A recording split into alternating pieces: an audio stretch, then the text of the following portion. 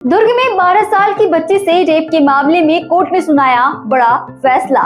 इस मामले में न सिर्फ बेटे को बल्कि उसका साथ देने वाले पिता को भी 23 साल की कड़ी सजा सुनाई गई है। ये घटना फरवरी 2023 की है, जब इस्माइल अली नाम के शख्स ने एक 12 साल की बच्ची को बहला फुसला कर अपने घर ले गया और उसके साथ किया रेप। हैरान करने वाली बात यह है कि उस समय इस्माइल का पिता शहादत अली भी घर पर मौजूद था और उसने अपने बेटे को रोकने के बजाय इस जघन्य अपराध में उसका साथ दिया। पीड़िता के परिजनों की शिकायत पर पुलिस ने तुरंत कार्रवाई की और दोनों को गिरफ्तार किया।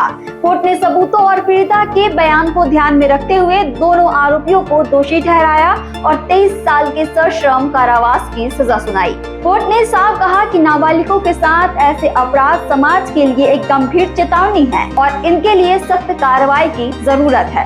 छत्तीसगढ़ से जुड़े और अपडेट्स के लिए आप देखते रहें वयम छत्तीसगढ़।